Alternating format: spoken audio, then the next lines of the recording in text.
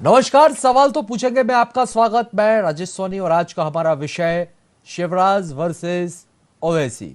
जी हाँ, मध्य प्रदेश के खरगोन में रामनवमी के जुलूस के दौरान हुई हिंसा पर बयानबाजियां लगातार जारी हैं। एआईएमआईएम प्रमुख असदुद्दीन ओवैसी ने घटना को लेकर मध्य प्रदेश के मुख्यमंत्री शिवराज सिंह चौहान की कार्रवाई पर सवाल उठाते हुए मुसलमानों को डराकर रखने की साजिश करार दिया, तो सीएम शिवराज ने सख्त तेवर दिखाते हुए ओवैसी को मध्य प्रदेश आने की चेतावनी दे डाली। लिहाजा पूरे घटनाक्रम पर सियासत तो देखने को मिल ही रही थी, लेकिन अब हिंदू मुस्लिम एंगल देने की कोशिश भी की जा रही है और इसी पर आज हम चर्चा करेंगे। कई मेहमान भी हमारे साथ जुड़ेंगे, लेकिन उससे पहले आप देखिए हमारी खास रिपोर्ट। ये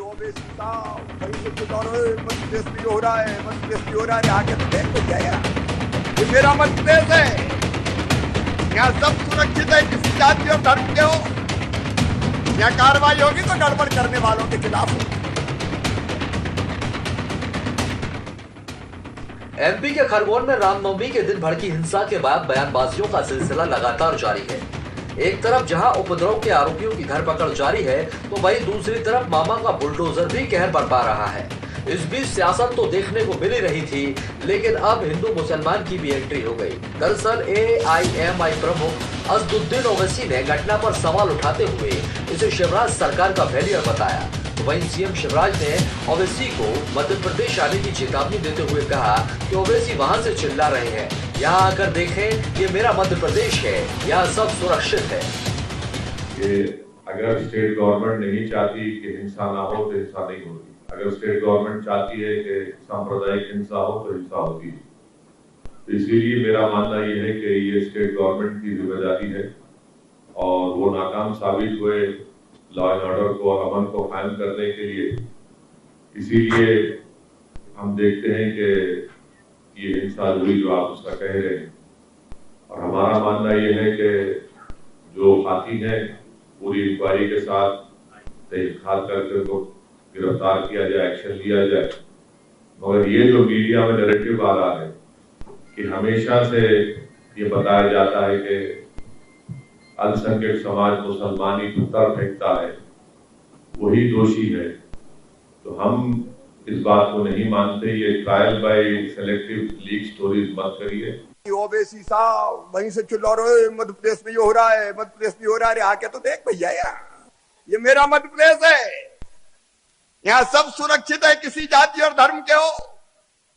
यहाँ कार्रवाई होगी तो गड़बड़ करने वालों के खिलाफ होगी। जाहिर है खरगोन हिंसा को लेकर सियासत तो थमने का नाम नहीं ले रही है, लेकिन असदुद्दीन ओवैसी के बयान ने मामले को अलग ही दिशा दे दी, जिसको लेकर कई सवाल भी खड़े होने लगे। सवाल ये, क्या अब हिंसा को हिंदू मुस्लिम एंगल देने की कोशिश की जा रही है? सवाल ये, जो हिंसा हुई वो किसकी नाकामी थी? सवाल ये, क्या एमपी में कानून पर भीड़तंत्र हावी है? सवाल ये भी, आखिर कौन है इसका जिम्मेदार? VIP news desk. तो रामनवमी पर जिस तरह से खरगोन में हिंसा हुई, मामले को लेकर हम लगातार देख रहे हैं, सियासत तो है ही, लेकिन एक नया एंगल देने की कोशिश, जो बयान यहाँ पर ओवैसी का निकलकर सामने आया है, इसलिए आज का हमारा विषय भी है और इसी पर आज हम चर्चा करेंगे। कई मेहमान हमारे साथ हैं, मेहमानों का परिचय हम आपसे करवाते हैं। भूपेंद्र सुलेरे जी, वरिष्ठ पत्रकार हमारे साथ जुड़े हुए हैं, आपका बहुत बहुत स्वागत है। योगेश गुप्ता जी, कांग्रेस का पक्ष रखेंगे, आपका भी बहुत बहुत स्वागत है। उमेश शर्मा जी, बीजेपी प्रवक्ता, बीजेपी का पक्ष रखने के लिए हमारे साथ जुड़े हैं, आपका भी बहुत बहुत स्वागत है। आप सभी मेहमानों का स्वागत करते हैं, लेकिन पहला सवाल उमेश शर्मा जी मैं आपसे लूंगा। उमेश जी, आप तक आवाज पहुंच रही है? जी, हेलो जी उमेश जी, मेरा आपसे सवाल ये है, हमने अभी ओवैसी को सुना, क्योंकि जो लगातार विपक्ष तो हमलावर था ही, विपक्ष की तरफ से सियासत देखने को मिल रही थी आप लोगों की कार्रवाई पर, जो सरकार की तरफ से कार्रवाई की जा रही है खरगोन हिंसा पर, और इसको लेकर जो ओवैसी ने बात कही है कि ये फेलियर सरकार का था, नाकामी सरकार की थी और एक वर्ग विशेष को इस पर निशाना बनाया जा रहा है। आपकी कार्रवाई को लेकर गंभीर सवाल खड़े किए हैं असदुद्दीन ओवैसी ने। असदुद्दीन ओवैसी ने जो सवाल खड़े करे वो हमारी चिंता का विषय नहीं है। हमारे लिए तो हैरत और दुख का विषय है कि कांग्रेस पार्टी जिस तरह के सवाल खड़े कर रही है वो हैरत में डालने वाला है। असदुद्दीन ओवैसी तो एक वर्ग विशेष की राजनीति करते हैं और असदुद्दीन ओवैसी के बारे में पूरा हिंदुस्तान जानता है कि वह मुस्लिमों के सरपरस्त नेता हैं और मुस्लिमों के लीगल और इलीगल सारे क्रियाकलाप और कारनामों के लिए असदुद्दीन ओवैसी जो है वो पैरोकार बनकर हमेशा खड़े होते हैं। तो असदुद्दीन ओवैसी तो हमारे लिए कोई बहुत ज्यादा चिंता का विषय नहीं है और उनके बयानों को भारतीय जनता पार्टी गंभीरता से लेती नहीं है।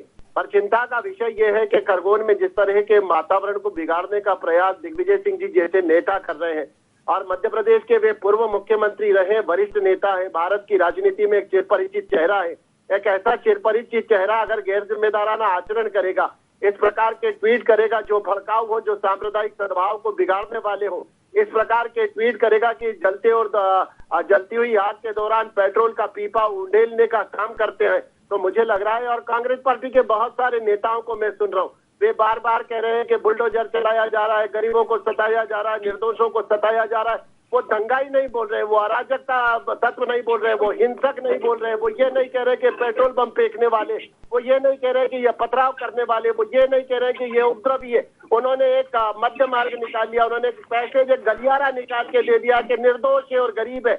ये निर्दोष और दोषी का निर्धारण करने वाले कांग्रेस पार्टी के मित्र लोग कौन होते हैं? ऐसे लोग जो हाथों में पेट्रोल बम लेकर लोगों के घरों को जला रहे, ऐसे लोग जो लोगों के दरवाजे तोड़ रहे, ऐसे हिंसक, अराजक और उपद्रवी दंगाई जो खुलेआम नारा लगाते हैं कि चलो रे रेप करेंगे, रेप और रेप करने की तमन्ना लिए लोगों के दरवाजों को भड़बड़ा कर तोड़ने का प्रयास कर रहे हैं, ऐसे लोगों को अगर नेस्तनाबूद करा जा रहा है, ऐसे समाज विरोधी सांपों के फनों को कुचला जा रहा है, तो उसमें क्या हम हिंदू मुसलमान तलाश करेंगे? दंगाई दंगाई है, उपद्रवी उपद्रवी है, अराजक तत्व है, हिंसक तत्व है। उनको इसी नामों से जाना जाना चाहिए। वो किसी धर्म के नहीं है, किसी मजहब के नहीं है, किसी पंथ के नहीं है। और जो कानून हाथ में लेगा, जो संपत्तियों को नुकसान कराएगा, चाहे निजी संपत्तियां हो या सार्वजनिक संपत्तियां हो, मध्य प्रदेश दंगा नियंत्रण अधिनियम के अंतर्गत उन पर कार्रवाई की जा रही है। ये कार्रवाई जो है विधि सम्मत है, वैधानिक कार्रवाई है। और कांग्रेस पार्टी के मित्रों को लगता है कि कार्रवाई गलत है। बहुसंख्यक हिंदुओं के मकानों को जलाना ठीक था, उनके खिलाफ रेप के नारे लगाना ठीक था, उनके घरों में पेट्रोल बम डालना ठीक था, छोटे बच्चे शिवम मिश्रा को जानलेवा हमला करना ठीक था, विधवाओं के मकानों को रंगाइयों और गुंडों के द्वारा घुसकर जला देना ठीक था। तो कांग्रेस पार्टी के मित्रों के बयानों के बारे में क्या कहा जाए? और उनको लगता है कि बुलडोजर वाली कार्रवाई गलत है, तो जाकर न्यायालय का दरवाजा खटखटाइए। पूरी कांग्रेस पार्टी जिस तरह दंगाइयों के पक्ष में नंगाई के साथ उतर कर आ गई है, ये बहुत हैरत में डालने वाला और दुखद विषय है। ठीक है योगेश गुप्ता जी, गंभीर आरोप। परेशानी ये नहीं कि ओवैसी जी क्या कह रहे हैं, परेशानी इस बात से है कि आप लोग यहाँ पर सवाल उठा रहे हैं सरकार की कार्रवाई पर। देखिए राजेश जी, बड़ा दुर्भाग्यपूर्ण है कि खरगोन का जो घटनाक्रम घटित हुआ, उस घटनाक्रम घटित होने के 5 दिन बाद वहाँ आज तक दंगाइयों पर या आतताइयों पर मध्य प्रदेश सरकार नकेल नहीं रख सकी। कल शाम तक पथराव हुआ है और खरगोन के जो विशेष जिले हैं, खरगोन में जो विशेष एरिया संजय नगर, मोतीपुरा, पूरा भट्टावाड़ी, यहाँ पर आज भी अशांति है। और हिंदुओं के हितों की रक्षा का दावा करने वाले भारतीय जनता पार्टी के शासन में हिंदू भाई बहनों पर पथराव ही नहीं हो रहा, अत्याचार हो रहा है और उनका पलायन हो रहा है। ये कैसी हिंदूवादी सरकार जो हमारे हिंदू माता बहनों की रक्षा नहीं कर पा रही, उन हिंदू माता बहनों को अपनी रक्षा के लिए स्वयं डंडे और लाठियां उठानी पड़ी। ये कैसी हिंदुओं की सरकार है जो हमारे हिंदू युवाओं को रोजगार नहीं दे पा रही। 35 लाख से ज्यादा बेरोजगार मध्य प्रदेश शासन के पोर्टल पर हमारे हिंदू हैं। ये कैसी हिंदू हितों की रक्षा करने वाली भारतीय जनता पार्टी की सरकार है जो इसके शासन में हमारे किसान लगातार आत्महत्याएं कर रहे हैं। ये कैसी हिंदुओं के हितों की रक्षा करने वाली भारतीय जनता पार्टी की सरकार है कि भोपाल जैसे शहर में जो राजधानी है मध्य प्रदेश की, वहां कल 4 बलात्कार हो जाते हैं हमारी माता बहनों के साथ और नरोत्तम मिश्रा अपना जन्मदिन मना रहे हैं। और किस प्रकार का गृह मंत्रालय चाह रहे हैं? फौरी तौर पर उन्हें गृह मंत्री के पद से इस्तीफा देना चाहिए नैतिकता के नाते, या शिवराज जी को उनसे इस्तीफा लेना चाहिए, क्योंकि उनके गृह मंत्रालय के समय में, कार्यकाल में, चाहे बलात्कार की घटना हो, चाहे जहरीली शराब से मरने वालों की घटना हो, या भूमाफियाओं का खौफ हो, या आतताइयों का आतंक हो, सभी प्रकार की घटनाओं में बहुत ज्यादा बढ़ोतरी रही है। आज का विषय था ओवैसी, लेकिन मेरे मित्र ओवैसी पे नहीं बोले। उसके 2 कारण है, मैं क्लियर करता हूं। एक्चुअली ओवैसी और भारतीय जनता पार्टी दोनों एक सिक्के के 2 पहलू है। भारतीय जनता पार्टी भी धर्म आधारित राजनीति करती है और ओवैसी भी धर्म आधारित राजनीति करती है। जहां जहां चुनाव होने जाने संपन्न होते हैं वहां वहां सहयोगी के रूप में ओवैसी भारतीय जनता पार्टी के साथ खड़े हो जाते हैं। चाहे वो पश्चिम बंगाल का चुनाव हो, चाहे उत्तर प्रदेश का चुनाव हो, चाहे उत्तराखंड का चुनाव हो या आगामी गुजरात और हिमाचल प्रदेश के चुनाव हो। और मिशन 2023 में मध्य प्रदेश छत्तीसगढ़ की शुरुआत हो चुकी है, राजस्थान की शुरुआत हो चुकी है। तो ये लोग धर्म के आधार पर जब चुनाव में जाते हैं तो ना इनको हिंदुओं के हितों की रक्षा होती है, चिंता होती है, ना ही इनको मुसलमानों के हितों की चिंता होती है। इनको चिंता सिर्फ अपनी कुर्सी की होती है और कुर्सी के लिए यथासंभव कोशिश करते हुए ये वर्ग संघर्ष की राजनीति करते हैं, सामाजिक सौहार्द को बिगाड़ने का काम करते हैं, भाईचारे को खत्म करने का काम करते हैं। असदुद्दीन ओवैसी अगर 2023 चुनाव के 4 महीने पहले आते तो शिवराज जी ने उनको अभी बुला लिया, अभी आमंत्रण दिया। तो ये दोनों एक ही सिक्के के दो पहलू, ये मैंने अपनी बात से प्रमाणित करने की कोशिश करी है राजेश जी। और निश्चित रूप से सर जवाब उमेश शर्मा जी, ओवैसी आप ही की बी टीम का हिस्सा है इसलिए आप बोलने से बच रहे हैं, योगेश जी का गंभीर आरोप। जी मुझसे पूछे राजेश जी, योगेश जी का यह कहना है कि ओवैसी जो है वो आप ही की बी टीम का हिस्सा है, इसलिए उनके बारे में बोलने से आप लोग बच रहे हैं। नहीं, काहे को ओवैसी से हमको कोई लालच नहीं है और ओवैसी हमारी कोई बी टीम का हिस्सा भी नहीं है। और ओवैसी जैसे 2 कौड़ी के आदमी के बारे में इतने बहुमूल्य चैनल का समय हम क्यों बर्बाद करें। ओवैसी का जो आचरण है, ओवैसी के आचरण के बारे में पूरा हिंदुस्तान जानता है। तो ओवैसी की बातों पर प्रतिक्रिया करना मुझे लगता है कि कोई बहुत ज्यादा मैं आवश्यक नहीं मानता हूँ, इसलिए मैं ओवैसी को खारिज करता हूँ। और जहां तक योगेश जी की चिंता का प्रश्न है, तो योगेश जी महंगाई की बात कर रहे हैं, बेरोजगारी की बात कर रहे हैं, तो सारे विषय अपनी जगह होते हैं। उसका मतलब ये थोड़ी होता है कि हिंदुओं के मकान जलते रहेंगे और सरकार को महंगाई पर जवाब देना चाहिए। हिंदुओं के घरों में पेट्रोल बम फेंका जाएगा, वहां पर उनकी माँ बहनों के साथ रेप करो के नारे लगाए जाएंगे और हम कहेंगे कि सामने हमारी प्राथमिकता बेरोजगारी का नियंत्रण करना है। महंगाई अलग विषय है, बेरोजगारी अलग विषय है, बढ़ते हुए अपराध अलग विषय है। इस समय विषय जो है खरगोन का विषय है। इस समय सरकार की चिंता है कि वहां पर शांति व्यवस्था की स्थापना हो और वहां पर शांति स्थापना करने की दिशा में दिग्विजय सिंह जी नेता जो है अब रोड़े अटका रहे हैं, इसलिए हम दिग्विजय सिंह जी को आड़े हाथ दे रहे हैं। ओबीसी की बात को सुनने वाला मध्य प्रदेश में कौन है? छठाकगढ़ के लोग भी ऐसे नहीं होंगे जो ओबीसी से इत्तेफाक रखते हैं। 2 कौड़ी के आदमी के बारे में क्या वक्तव्य देना। हम ओबीसी की बात को सिरे से खारिज करते हैं और ओबीसी को हम गंभीरता से लेते नहीं है राजेश जी। अरे मामा ने तो बोला है कि ओबीसी यहाँ मध्य प्रदेश में आके देखें कि यहाँ पर सब सुरक्षित है, ये मेरा मध्य प्रदेश है। चलिए योगेश गुप्ता जी आप जवाब दीजिए, फिर उसके बाद जी। मैं इनकी बात को प्रमाणित करना चाहूंगा 2-3 तथ्यों के साथ उमेश शर्मा जी की बातों और, लेकिन उसके पहले एक जवाब दूंगा। ये दिग्विजय सिंह जी को बार बार अपने इस डिबेट में लेके आ रहे हैं, तो इनको जानकारी के लिए बता दूं, कल कैलाश विजयवर्गीय जी ने भी सांप्रदायिक सौहार्द को बिगाड़ने के लिए ट्वीट किया था। तेलंगाना का एक ट्वीट था जिसमें हिंदुओं को धमकाया जा रहा था, क्या इस प्रकार आप खरगोन में शांति स्थापित करेंगे? क्या इस प्रकार आप हिंदुओं के घर जलने से रोकेंगे? क्या इस प्रकार आप महिलाओं की रक्षा करेंगे? क्या इस प्रकार हिंदुओं के घर तोड़वाने से आप रोक पाएंगे उनको? तो कैलाश विजयवर्गीय जी के खिलाफ भी वही कार्रवाई होनी चाहिए जो दिग्विजय सिंह जी के खिलाफ अगर आप अनुशंसा करते हैं, तो दोनों को एक चश्मे से देखना चाहिए, ना कि आप डबल स्टैंडर्ड की राजनीति करें। एक बात, ओवैसी जी की इनकी बी टीम का हिस्सा कैसे मैं प्रमाणित करूंगा। हैदराबाद में अमित शाह जी, मोहन भागवत जी ओवैसी जी के साथ डिनर पार्टी आयोजित करते हैं और आगामी चुनावों की रणनीति तैयार करते हैं। वीडियो सार्वजनिक रूप से वायरल हुए। अभी तेलंगाना में चुनाव होने, वहां रोजा अफ्तार के कार्यक्रम आरएसएस द्वारा आयोजित किए जा रहे हैं। तो ये हिंदू और मुसलमान के नाम पर ये दोनों लोग राजनीति करते हैं, भारतीय जनता पार्टी हो या असदुद्दीन ओवैसी हो। कांग्रेस पार्टी ने सदा सर्वधर्म सद्भाव के आधार पर राजनीति करी है और विकास की बात जब भी कांग्रेस करती है तो ये उसको ध्यान भटकाने के लिए हमेशा सांप्रदायिकता की ओर ले जाते हैं। इनके पास सांप्रदायिकता के अलावा और कोई विषय ही नहीं है, क्योंकि उस क्षेत्र में इनको महारत है, बार बार सफलताएं मिल रही है देश और प्रदेश में। अगर ये विकास किया होता तो इस प्रकार के घटनाक्रम घटित नहीं होते। किसी भी शासन के लिए बड़े ही दुर्भाग्य और कलंक का विषय होता है कि उसके शासन में दंगे प्रायोजित हो, लेकिन शिवराज जी ने ये किए। उसका कारण है कि उन्होंने अभी हाल ही में उत्तर प्रदेश के चुनावों के नतीजे देखे और योगी आदित्यनाथ से प्रभावित होकर वो मध्य प्रदेश को उसी श्रृंखलाबद्ध तरीके से ले जाना चाहते हैं 2023 तक, कि ताकि मेरी कुर्सी सलामत रहे। मध्य प्रदेश में शिवराज जी से जनता 2018 विधानसभा के चुनाव में भी नाराज थी, आज भी नाराज है, लेकिन इन्होंने लोकतांत्रिक तरीके से कुर्सी हथियाई और पुनः सत्ता पर काबिज होने के लिए घिनौना खेल सांप्रदायिकता का खेला जा रहा है। पूरा प्रदेश को अराजकता की ओर झोंका जा रहा है और मध्य प्रदेश शासन में बैठे जिम्मेदार लोगों में, देखिए आप आश्चर्य की बात राजेश जी, एक भी मंत्री ने वहां खरगोन का दौरा नहीं किया।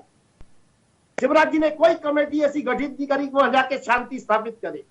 शांति मार्च निकालने के लिए सभी वर्गों को बुलाया जाना चाहिए था, सभी पक्षों को एक साथ बिठाया जाना चाहिए था और वहां यथासंभव कोशिश की जानी चाहिए थी कि वहां हमारे हिंदू भाई बहनों की रक्षा कैसे हो। लेकिन ये सिर्फ टीवी पर बैठकर मुंह चलाएंगे और उसका आनंद उठाते हैं, क्योंकि जितना कीचड़ फैलेगा ना उतना कमल खिलेगा। ये मैं नहीं कहता, ये भारतीय जनता पार्टी के बड़े बड़े नेताओं के मुंह से और आरएसएस के लोगों को मैंने हंसते हुए कहते हुए सुना है। कुछ लोग मेरे दोस्त हैं, मित्र हैं, उन्होंने मुझसे ये मजाक मजाक में ये बात कही है। बड़े दिल को मुझे दुख हुआ, सुनकर बड़ा हर्ट हुआ कि कितने गंदी मानसिकता के साथ भारतीय जनता पार्टी के लोग राजनीति करते हैं। शर्म आनी चाहिए। चलिए उमेश शर्मा जी, सवाल, जितना कीचड़ फैलेगा उतना कमल खिलेगा, और जो बात यहां पर कह रहे हैं दंगों के कनेक्शन को आगामी चुनाव से जोड़ दिया योगेश गुप्ता जी ने। अब योगेश जी के कौन से मित्र हैं भारतीय जनता पार्टी में जो बात उनको उन्होंने बता दी, तो मुझे तो नहीं मालूम कि योगेश जी के इस प्रकार के कौन से मित्र जो उनको इस तरह के झूठ प्रकार की बातें बताते हैं और जिससे योगेश जी के हृदय को इतना दुख पहुंचता है। एक तो योगेश जी कह रहे हैं कि रोजा इफ्तार आरएसएस कर रही है, तो मुझे लग रहा है कि इससे बड़ा लतीफा तो इस पूरी सदी के अंदर किसी व्यक्ति ने नहीं सुनाया जो आज आनंददायक चुटकुला उन्होंने सुनाया कि आरएसएस और रोजा इफ्तार की पार्टी कर रही है। मैं तो कह रहा हूँ ना कि अब कांग्रेस पार्टी के मित्रों के पास कोई विषय नहीं बचा। एक बात गंभीर विषय योगेश जी कह रहे थे कि क्या प्रभारी मंत्री वहां गए, क्या भारतीय जनता पार्टी का कोई प्रतिनिधि मंडल गया। राजेश जी, इस समय वहां के लोकल एडमिनिस्ट्रेशन की प्राथमिकता के वहां शांति की स्थापना हो। वहां पर अगर राजनीतिक दलों के नेताओं की आवाजाही शुरू हो जाएगी, वहां पर अगर धार्मिक संगठन के लोग जाकर संवेदनाएं साझा करने का प्रयास करेंगे, तो निश्चित रूप से मानिए कि ये आग और भड़केगी। ये समय वहां पर जाकर लोगों के साथ बातचीत करने का नहीं है। सरकार अगर वहां पर जाकर या प्रभारी मंत्री वहां पर जाकर या मुख्यमंत्री वहां पर जाकर या विधायक सांसद वहां पर जाकर लोगों से मिल नहीं रहे, तो इसका मतलब नहीं है कि लोगों के दर्द को साझा नहीं कर रहे। सरकार का अपना एक सिस्टम होता है। इस समय वहां के जिला प्रशासन का आग्रह है कि इसको पॉलिटिकल पिकनिक से बचाया जाना चाहिए। इसलिए भारतीय जनता पार्टी जो बहुत संयम का परिचय दे रही है, ऐसा नहीं है कि कोई बहुत बड़ा प्रतिनिधि मंडल गठित करके हम वहां राजनीतिक नौटंकियां नहीं करवा सकते थे। ये समय राजनीतिक नौटंकी और पाखंड का नहीं है। ये समय है कि खरगोन में शांति व्यवस्था की स्थापना करी जाए। वहां पर स्थिति इस समय तनावपूर्ण है किंतु नियंत्रण में है। ये तनावपूर्ण शब्द को विलोपित करना है और खरगोन पूरी तरह नियंत्रण में इस शब्द को जोड़ना है, और इस कार्रवाई के अंदर वहां का जिला प्रशासन कवायद कर रहा है। यह समय वहां पर क्या शांति मार्च निकालने का समय है, जब दोनों वर्ग के भीतर एक तरह का वैमनस्य फैला हुआ है। शांति मार्च का ये समय नहीं है। आप बताइए कि कौन सा मुसलमान समाज का बड़ा नेता आगे आकर ये कह रहा हो कि हाँ हमसे गलती हुई है, इस बात को स्वीकार कर रहा है। लोगों ने पथराव करा, लोगों ने हिंसा करी, लोगों ने आगे होकर वहां पर दंगा भड़काया और कांग्रेस पार्टी खुलकर उनके साथ खड़ी हुई है। तो ये समय वहां पर शांति मार्च का नहीं, शांति स्थापना करने का समय है। और वहां का लोकल एडमिनिस्ट्रेशन इस बात को प्राथमिकता दे रहा है। जिला प्रशासन निरंतर बातचीत कर रहा है, संवाद कायम कर रहा है, लोगों का भरोसा कायम करने की कोशिश करी जा रही है। दंगाइयों और उपद्रवियों के भीतर खौफ पैदा करा गया। आने वाले समय में इस प्रकार की घटना की पुनरावृत्ति नहीं हो, इस बात को लेकर जिला प्रशासन सजग है और इस बात को भी इन्वेस्टिगेट करा जाएगा कि ये दंगा आखिर किस कारण से हुआ।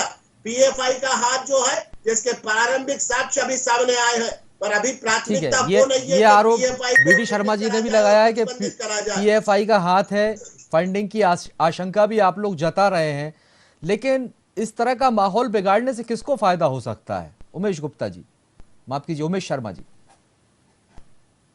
शर्मा जी, आपसे ही सवाल।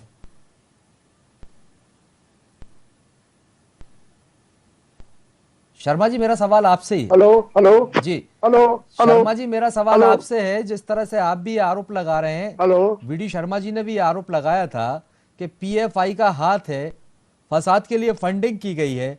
अब मेरा सवाल यह है आपसे कि यदि इस तरह की हिंसा फैलाई जाती है, इससे किसको फायदा हो सकता है?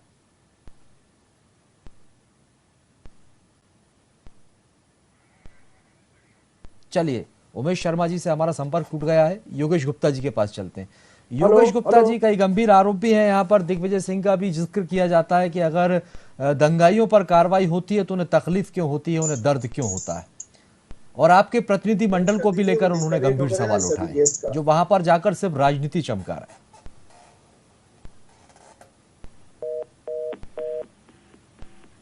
योगेश जी, आप तक आवाज पहुंच रही सर?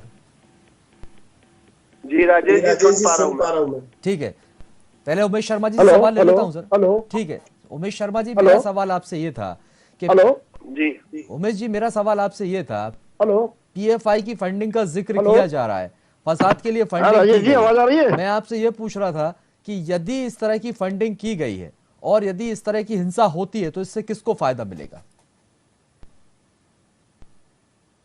जो अमन चैन बिगाड़ना चाहते हैं, कुछ लोग ऐसे हैं कि जो सांप्रदायिक हिंसा और विद्वेष फैलाना चाहते हैं, कुछ लोग ऐसे हैं कि जिनका जो एजेंडा है वो एजेंडा इस प्रकार का है कि वो दो वर्गों के बीच में खाइयां खुंदक पैदा करना चाहते हैं। और पीएफआई जो है वो सिमी का क्लोन संगठन है, सिमी को प्रतिबंधित करा गया है। पीएफआई के बारे में एविडेंस जुटाए जा रहे हैं, प्रथम दृष्टया जो साक्ष्य आ रहे हैं वो इन्वेस्टिगेशन में लिए गए हैं।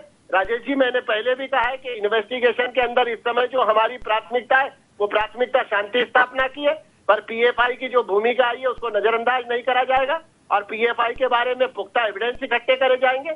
और चूंकि किसी भी संगठन को प्रतिबंधित करने का जो अधिकार होता है वो सेंट्रल गवर्नमेंट का होता है, तो सारे एविडेंस इकट्ठे करके और खरगोन के अंदर इस पीएफआई की संलिप्तता के साथ सारे साक्ष्य जो मध्य प्रदेश का गृह विभाग है वो सेंट्रल को भेजेगा और केंद्र सरकार से मध्य प्रदेश की सरकार आने वाले समय में आग्रह करेगी कि मध्य प्रदेश सहित पूरे देश में पीएफआई को प्रतिबंधित करना चाहिए। और मध्य प्रदेश के अंदर पीएफआई के न केवल खरगोन के अंदर तार जुड़े पाए गए हैं, उज्जैन की घटना में भी पाए गए हैं, इंदौर की घटना भी आए थे।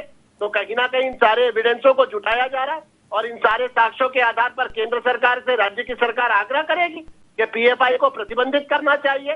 पर तब तक मुझे लग रहा है कि कांग्रेस पार्टी को धैर्य का परिचय देना चाहिए और दिग्विजय सिंह जी जैसे उतावले और बावले नेता जो है, जो छपास पिपासू नेता है, जिनका राजनीतिक आधार जो है वो केवल मीडिया और सोशल मीडिया तक बचा रहा है, जिनको अपनी पार्टी में गंभीरता से नहीं लिया जाता है, जो कहीं ना कहीं राजनीति के अंदर एक आइटम नंबर बनकर रह गए हैं। और दिग्विजय सिंह जी के बारे में तो सोशल मीडिया पे अजीबोगरीब ट्रोल होते हैं। मेरे तो आयु और अनुभव में दोनों में मुझसे वरिष्ठ है, उस असम्मानजनक शब्द को मैं दोहरा भी नहीं सकता हूँ। लोग उनको राजनीति की राखी सावंत कहने लगे हैं। तो मुझे लग रहा है कि कहीं ना कहीं गंभीरता के साथ दिग्विजय सिंह जी को अपनी भूमिका के बारे में विचार करना चाहिए कि कांग्रेस पार्टी को आखिर वो कितने गहरे गड्ढे में ले जाकर दफन करने का संकल्प लेकर निकले हैं।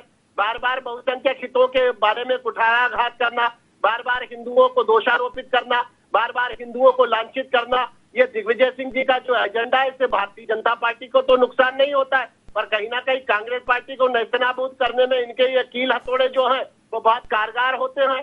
तो कांग्रेस पार्टी को विचार करना पड़ेगा कि आखिर वो दिग्विजय सिंह जी की इस उमेश गुप्ता जी जवाब ले स्वीकार लीजिए। करेगी। उमेश गुप्ता जी जवाब ले लीजिए, हमारे साथ और भी मेहमान हैं, भूपेन सुलेरी जी भी बने हुए। जल्दी से योगेश जी आप जवाब दीजिए, फिर भूपेन जी आपके पास आऊंगा। उन्होंने बोला ये अपने जो उमेश शर्मा जी बैठे हैं कि हास्यास्पद बयान है कि रोज आपकार के कार्यक्रम वहाँ तेलंगाना में नहीं हो रहे, तो इनका आप मोबाइल नंबर ले लीजिए और आपको भी मैं दोनों को वीडियो भेज देता हूँ जिसमें सार्वजनिक रूप से रोज आपकार के कार्यक्रम आरएसएस द्वारा तेलंगाना में आयोजित किए जा रहे हैं। एक बात दिग्विजय सिंह को ये बार बार इस डिबेट में घसीट कर ला रहे हैं। कैलाश विजयवर्गीय के उस विभत्सकारी विखंडकारी ट्वीट और उस वीडियो के बारे में भी कुछ रोशनी डाले कि जिस प्रकार हिंदुओं को धमकाया जा रहा है मुसलमान के माध्यम से, और आप हिंदुओं के हितों की रक्षा कहाँ कर रहे हैं साहब। सबसे ज्यादा शर्मनाक बात तो आपकी सरकार में यही है कि वहां रहने वाले हिंदुओं को ही प्रताड़ित किया गया आपके नेतृत्व में, आपकी सरकार में। वहां से हिंदुओं का ही पलायन हो रहा है। वहाँ हिंदू माता बहने आज स्वयं की रक्षा के लिए लठ उठाए हुए हैं, तो इससे शर्मनाक बात तो हो ही नहीं सकती मध्य प्रदेश सरकार के लिए। वही बात आप बार बार लॉ एंड ऑर्डर बिगाड़ने की बात करते हैं कि राजनीतिक दलों को वहां भेजने से इसलिए रोका जा रहा है कि मध्य प्रदेश शासन की पोल ना खुल जाए, सच्चाई मध्य प्रदेश की जनता के समक्ष न आने पाए। और आप ठीक है, आप मत भेजिए विपक्षी नेताओं को, लेकिन आप सरकार के बैठे नुमाइंदों को तो भेजिए। वहाँ आपकी कैबिनेट के मंत्रियों को तो भेज सकते हैं, वो तो सांप्रदायिक सौहार्द नहीं बिगाड़ेंगे। लेकिन चूंकि आप लोग वह शांति स्थापना चाहते ही नहीं है, आप लोगों ने ये घटना तमाम तरह के आरोप है सर आप लोगों की तरफ से भी, सरकार पर, सत्ता पक्ष की तरफ से, सरकार की तरफ से भी अपनी दलीलें। चलिए भूपेन सुलेरी जी आपके पास आऊंगा। भूपेन जी, जिस तरह से ओवैसी के आरोप है, पक्ष और विपक्ष के अपने अपने तर्क हैं, क्या लगता है क्या किसी तरह का ध्रुवीकरण यहाँ पर किया जा रहा है? और जो फंडिंग वाली बात की जा रही है, फसाद के लिए यदि फंडिंग होती है तो यदि इस तरह की हिंसा फैलती है तो क्या वाकई ये एक साजिश है? किसको इससे फायदा पहुंच सकता है इस तरह की हिंसा से? कैसे देखते हैं आप? जी देखिए, मैं एक दृष्टि से देखूंगा कि वर्तमान परिवेश में जो राजनीति चल रही है वो राइट और लेफ्ट की चल रही है, दक्षिणपंथी और वामपंथी विचारधारा, और उनका समाज सेवा और दृष्टिकोण कहीं नहीं रह गया है। अब तो सत्ता प्राप्ति का बस दृष्टिकोण है। अभी मैंने जो बहस सुनी सत्ता पक्ष और विपक्ष की, उससे कहीं ये जिम्मेदारी कोई नहीं ले रहा है कि जो व्यक्ति मरे वो कह रहे हैं हिंदू मरे, वो कह रहे हैं मुसलमानों के हितैषी हैं, ये सब जो चीजें चल रही। मानवता की जब तक राजनीति नहीं होगी, धर्म की राजनीति जब तक होगी, तो इस तरह से कैसे प्रश्न चिन्ह तो लगेंगे ही। राजनीति सिर्फ सत्ता के लिए हो गई है और सत्ता को प्राप्त करने के लिए उसके सुख की भोक्ता के लिए गई है। कोई दूरगामी दृष्टिकोण नहीं है। आप जैसे ओबीसी की बात कर रहे हैं, ओबीसी से एक पढ़े लिखे व्यक्ति है, बैरिस्टर, उन्होंने कानून का अच्छा ज्ञान है उनको, क्योंकि इंग्लैंड से पढ़ के आए हैं, लेकिन उनकी सिर्फ एक राजनीति है कि उन्होंने अभी जो 5 राज्यों में जो चुनाव हुए तो हिंदी बेल्ट में अपनी सत्ता को कायम करने के लिए वो इस तरह से मुसलमानों के निर्दात रूप से नेता बनना चाहते हैं और उसमें इफेक्ट करना चाहते हैं दलितों का। तो वो एक राजनीति के रूप में वो ध्रुवीकरण कर रहे हैं, और यहाँ पे कुछ लोग इस ध्रुवीकरण में है कि वो हिंदूवादी ताकत का ध्रुवीकरण, उनके नेता बनना चाह रहे हैं। इसमें फायदा किसका हो रहा है? ना राष्ट्र का हो रहा है, ना ही इसमें किसी भी राजनीति जो इच्छा शक्ति व्यक्ति है ना उसका हो रहा है, क्योंकि नेताओं के पास अब मुझे ये परिवेश लगता है कि विजन नहीं रहेगा, उनके पास दृष्टिकोण नहीं है कि पुराने आने वाले 10 सालों में 20 सालों में क्या राजनीति का परिवेश होगा, जाति संतुलन बिगड़ेंगे, जननांग की जो संख्या है वो बदलेगी। तो उसके हिसाब से तो ये होड़ लगी हुई है कि हम इस वर्ग के नेता बन जाएं, उस वर्ग के। क्या मैं ये नहीं मानता, आप समझते नहीं कि वो इतने पढ़े व्यक्ति हैं और वो कानून LLB किए हुए हैं और बैरिस्टर हैं, और वो इस दृष्टि से एक कट्टरपंथा की राजनीति करते हैं एक विशेष वर्ग की। ये राजनीति कहाँ लेके जाएगी? तो इसका काउंटर दूसरी पार्टी करती है। तो ये जो अभी 5 दिनों तक अभी जो खरगोन में हुआ है, और खरगोन में अभी जो शांति नहीं हुई, सबसे बड़ी बात तो ये है कि वहाँ के एसपी को गोली लगी थी। तो वो तो अब जो गोली लगी उन्होंने तत्काल एक एसपी को बदल के एक कासवानी जी को बनाया है, कोई एसपी वहाँ पे बटालियन के थे। तो ये जो एक IPS को गोली लगने के कारण जो वहाँ पे तो एक निश्चित रूप से एक्शन प्लान बनेगा आप, क्योंकि एक बड़े अधिकारी को गोली लगी हुई है। तो ये जो दृष्टिकोण देखा जा रहा है कि डिवीजन किया जा रहा है, जो विभाजित की राजनीति है, तो आपने कहा ध्रुवीकरण की राजनीति है, निश्चित रूप से है, लेकिन ये कब तक चलेगी? इस पीढ़ी तक चलेगी, फिर जो जनसंख्या के संतुलन जो बिगड़ेंगे, फिर उसके बाद राजनीति की दिशा और दशा क्या होगी? तो नेताओं को एक सेवा भाव का निश्चित रूप से रखना चाहिए, जिम्मेदारियां लेनी चाहिए, और ये कहा गया है कि जो गलतियां होती हैं, वो गलतियों को जो स्वीकार करते हैं वो ही साहित्य होते हैं, क्योंकि अगली बार गलतियां ना हो। व्यक्ति मानव कोई भी धर्म का और जाति विशेष का हो सकता है, लेकिन वो है राष्ट्र के निर्माण में योगदान देने वाला व्यक्ति है, और वो हमारी संपत्ति है, और इस संपत्ति को हम इस तरह से कैसे नष्ट होने दे रहे हैं? हम तो ये समझ ही नहीं पा रहे हैं कि किस तरह से लोग बेमेहनत हो जाते हैं, एक दूसरे को काटते हैं। दूसरी बात, इन दंगाओं से ये सीखना चाहिए कि इनके पीछे कौन है। सरकार को निश्चित रूप से कठोर कदम उठाने चाहिए अपनी राजनीति। सरकार कठोर कदम उठा भी रही है, सबक भी यहाँ पर अपराधियों को सिखाया जा रहा है, और लेकिन जिस तरह से यदि सियासत भी है जो जिक्र आप कर रहे हैं, तो इस तरह की सियासत को लेकर कई सवाल भी यहाँ पर खड़े होते हैं। कदम उठाए जा रहे हैं वो राजनीति फायदे के लिए उठाए जा रहे हैं। जी निश्चित। चलिए, बहुत बहुत शुक्रिया सर, समय खत्म होता है, माफी चाहूंगा। बहुत बहुत शुक्रिया आप सभी मेहमानों को हमारे साथ जुड़ने के लिए। तो खरगोन हिंसा को लेकर सियासत तो लगातार देखने को मिली रही थी, लेकिन आज सियासत में एक नया मोड़ आया। जो असदुद्दीन ओवैसी का एक बयान निकलकर सामने आया, उसने पूरे मामले को एक अलग ही दिशा दे दी। कई सवाल अब यहाँ पर खड़े होने लगे। अब सवाल ये भी हो रहा है क्या पूरे मामले को हिंदू मुस्लिम एंगल से जोड़कर देखा जा रहा है? एक सवाल ये भी बहुत अहम हो जाता है कि इन दंगों को कहीं ना कहीं आने वाले विधानसभा चुनाव से जोड़कर भी देखा जा रहा है। फिलहाल के लिए बहुत बहुत शुक्रिया हमारे साथ जुड़ने के लिए, और आगे की खबरों के लिए आप लोग लगातार बने रहिए VIP न्यूज के साथ।